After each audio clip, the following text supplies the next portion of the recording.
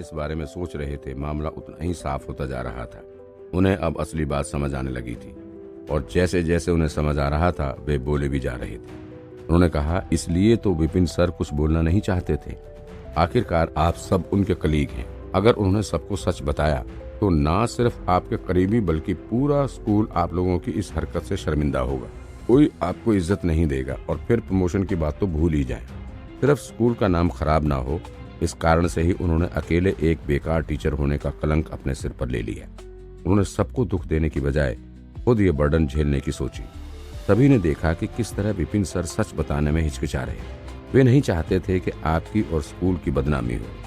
अगर आज बात इतनी आगे ना बढ़ गई होती तो शायद वे जिंदगी भर इस सच को अपने मन में ही दबा कर रखते। चाहे कितने भी लोग उन्हें गलत समझते और कितने ही लोगों की उन्हें गालियां सुननी पड़ती, वो अंदर ही अंदर चुपचाप सब कुछ झेल जाते। ऊपर से आज भी जब आप सब लोग हर तरह से उन्हें धमकियां दे रहे थे और उनकी आवाज दबाने की कोशिश कर रहे थे, तब भी उन्होंने ना तो किसी को कुछ समझाने की कोशिश की और ना ही उनके मुंह से आपके खिलाफ एक शब्द भी निकला। जब उनके पास कोई रास्ता नहीं बचा तब जाकर उन्होंने सिर्फ अपनी ताकत को शो किया, बस। उनके मुंह से तब भी सच नहीं निकला, उल्टा हम लोगों को ही सच का पता लगाना पड़ा। हमें ही सोचना पड़ा कि आखिर इस गलतफहमी के पीछे सच क्या था। इनके जैसा इंसान कहाँ मिलेगा। ये तो लोगों के रोल मॉडल थे। ऐसे ही लोग तो आदर्श होते थे। इतना महान और सिंपल टीचर देश में ढूंढने पर भी नहीं मिलेगा। अनिकेत की थ्योरी सुनकर मदान परिवार का एक और मेंबर बोला, एक बार स्कूल के शिक्षा ब्यूरो की ऐसी पार्शियलिटी सबके सामने आ गई तो पूरा स्कूल उसके रिजल्ट पर शक करने लगेगा और हर टीचर के रिजल्ट पर शक किया जाएगा कि उसे सच में भी कुछ आता था या उसके रिजल्ट भी नकली थे। अगर ऐसा हुआ तो पूरे स्कूल में डिस्टरबेंस फैल जाएगी और स्कूल बंद होने के कगार पर आ जाएगा। इसीलिए ही विपिन सर ने गलतफहमी सहना और एक बेकार टीचर होने का बर्डन अपने ऊपर ले लिया, जबकि उनकी तो कोई गलती ही नहीं थी। वे चुपचाप लोगों की हर इंसल्ट को सहते रहे। ऐसी सेल्फलेस सोच और इतना महान इंसान। वे जैसे जैसे बोल रहे थे उनकी आंखों से आंसू आने शुरू हो रहे थे। एक ऐसे टीचर आजकल इस दुनिया में कहाँ मिलते थे। ये तो सोचकर भी हंसी आ जाती थी कि उन्होंने कभी ऐसा भी सोचा था कि विपिन सर को कुछ नहीं आता था और वे एक बेकार टीचर थे। जैसे जैसे वो बोलते जा रहे थे वैसे वैसे उन सभी को गोविंद सर पर और गुस्सा आता जा रहा था। उन्होंने आगे कहा, खुद को देखो और विपिन सर को देखो, क्या कोई तुलना हो सकती थी? तुम दोनों ही टीचर हो, फिर उनके और तुम्हारे चरित्र में जमीन आसमान का अंतर है। विपिन सर दोस्ती और दोस्त दोनों का महत्व जानते थे और उन्होंने अपने ही दोस्तों को धोखा देने की बजाय खुद ही इंसल्ट सहना ठीक समझा। और वहीं तुम, गोविंद सर सबको आंखें फाड़ कर देख रहे थे, लेकिन मैं। गोविंद सर ने फिर बोलना शुरू किया, अरे ये क्या बात हुई? कौन से गलत रिजल्ट, कहाँ की दोस्ती? मैं सच कह रहा हूँ, ये विपिन सच में लेवल 3 पर ही था और इसका पेपर भी बेकार ही था। उसे कुछ भी नहीं आता था। उसने जैसे आंसर दिए थे उसके हिसाब से उसे 0 नंबर ही मिलने चाहिए थे और चेक करने वाले ने उसे 0 नंबर देकर कुछ गलत नहीं किया। मैंने खुद इसके पेपर देखे थे, कोई गड़बड़ नहीं थी चेकिंग में। 2 टीचर के चेक करने पर भी कोई गलती कैसे हो सकती थी? अपना काम ठीक से करना किसी पर दबाव डालने में कैसे बदल गया? अगर किसी बेकार टीचर को आंसर ना देने पर 0 नंबर मिले तो इसका मतलब तो ये नहीं कि किसी ने उस पर दबाव डाला था। विपिन, तुम्हारे जैसा चालू इंसान मैंने आज तक नहीं देखा था। अगर हिम्मत है तो इस सब गलतफहमी को दूर करके दिखाओ। सच क्या था वो सबको बताओ।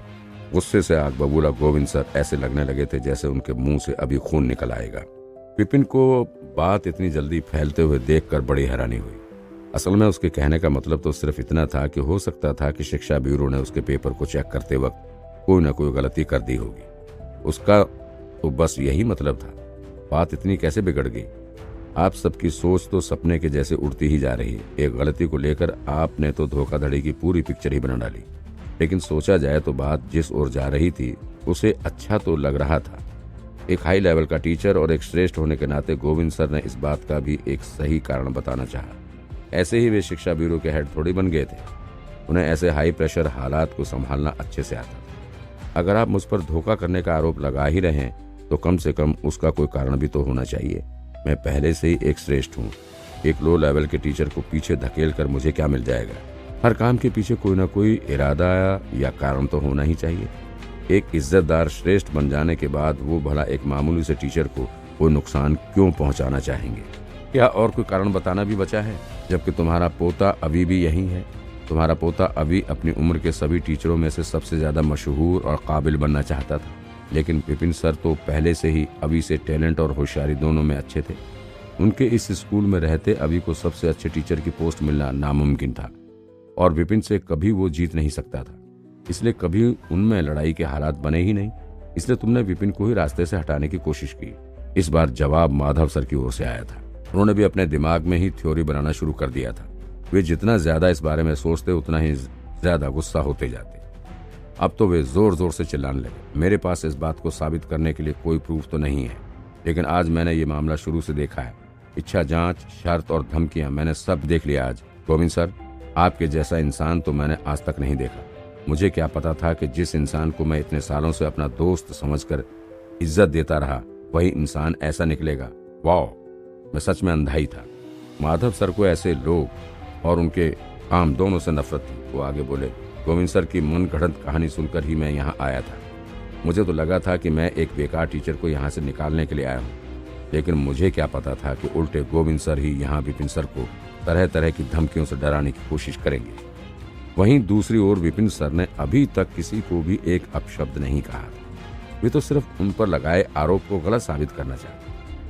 अब इतना सब कुछ देख लेने के बाद असली प्रॉब्लम क्या थी ये तो सभी को समझ आ ही गया होगा। अगर इतना सबूत काफी नहीं तो भी मैं माधव हूँ, मैं अंधा नहीं हूँ। मुझे साफ साफ दिखाई दे रहा है और असली मामला समझ भी आ रहा है।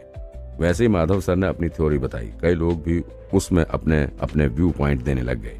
मैं भी विटनेस हूँ कि गोविंद सर ने विपिन सर को धमकी दी थी। मैंने खुद अपनी आंखों से देखा है। अगर हम सब लोगों के सामने ही वे विपिन सर को धमकी दे सकते हैं तो हमारे पीछे तो इन्होंने ना जाने क्या क्या किया होगा। लोग सही ही कहते हैं, किताब को उसके कवर से पहचानने की कोशिश नहीं करनी चाहिए। किसने सोचा था कि शिक्षा ब्यूरो का हेड ही ऐसा कुछ कर सकता था? अपने ही कलीग के साथ ऐसा करने वाला कोई जानवर ही हो सकता था। ये सब सुनकर गोविंद सर को लग रहा था कि आज तो वो पागल ही हो जाएंगे। वो बोले, मैंने उस पर कोई दबाव नहीं डाला। मैं तो आज तक उसे मिला भी नहीं था। वो तो आज उसने मुझे नीचा दिखाने की कोशिश की, सिर्फ इसलिए मैंने गुस्से में उससे ऐसा कह दिया था। अगर मैं आप लोगों से ये कहूँ कि विपिन से मैं आज पहली बार मिला हूँ और आज से पहले मुझे सिर्फ इतना पता था कि उसे पढ़ाना नहीं आता, तो क्या आप लोग मेरा विश्वास करेंगे?